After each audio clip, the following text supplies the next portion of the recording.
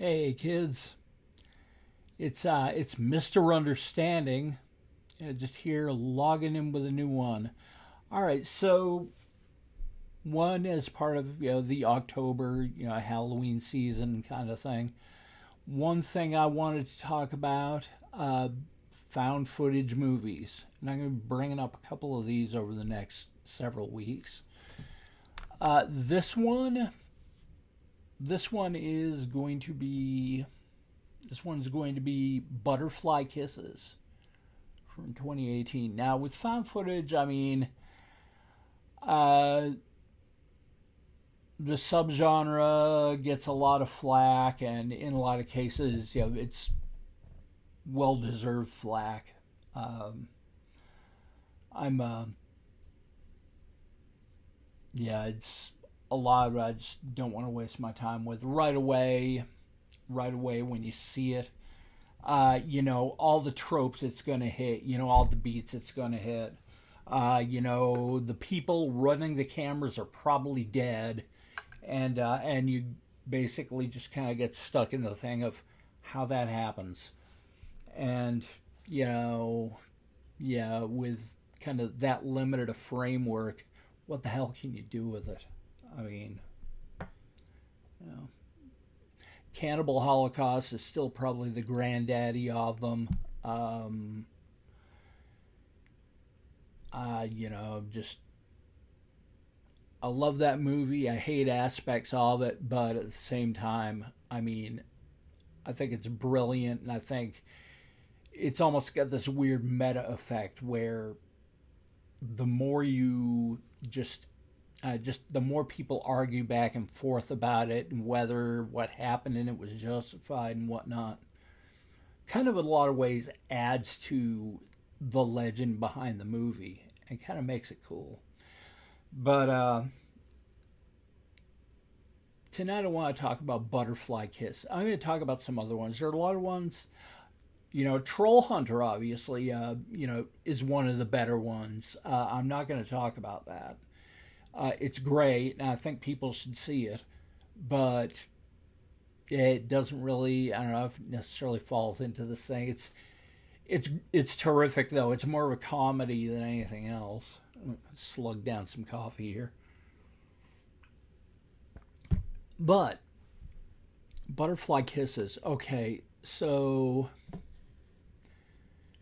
uh, 2018, directed by Erik Kristopher Myers. This film is about this kind of like a box in a box in a box, and it follows the story of a couple of student filmmakers. Well, mainly one guy who's kind of a wannabe filmmaker or kind of a frustrated filmmaker, and he and his wife move into this new place, and he's kind of rooting around, and he finds this box in the cellar, and it's got these tapes that these local kids, have made a movie about this kind of urban legend called Peeping Tom. You go up and you wait at the edge of a tunnel, and if you see him, he will basically, you've got to stare at him for 60 seconds or something without blinking, which they try to achieve with a camera. And if you do that, then basically you're going to need to keep your all eyes open until he catches up with you, because if you close your eyes, you're going to open your eyes, he's going to be there, and he's going to have long eyelashes that are going to like get stuck with yours, and he's going to force your eyes open and kill you or something like that. But so this filmmaker doesn't know what the hell happened. Uh, but he's going through these tapes, and he starts becoming obsessed with these two kids and the movie they were trying to make for school. And